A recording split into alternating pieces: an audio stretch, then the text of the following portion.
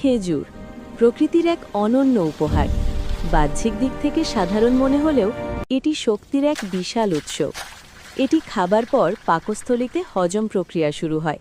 আমাদের অন্ত্র বা ইন্টেস্টাইন তখন ব্যস্ত হয়ে পড়ে এর পুষ্টিগুণ শোষণে।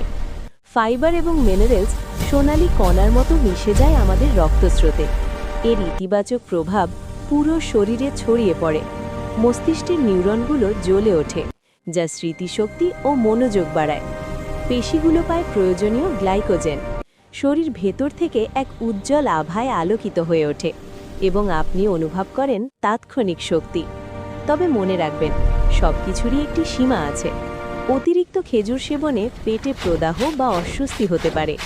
রক্তে গ্লুকোজের মাত্রা হঠাৎ অনেকটা বেড়ে গিয়ে শরীরে অসামঞ্জস্য তৈরি করতে পারে।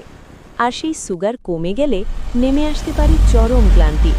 তাই সুস্থ থাকতে খেজুর খান, কিন্তু পরিমিত পরিমাণে। প্রকৃতির এই শক্তিকে সঠিক উপায়ে কাজে লাগান।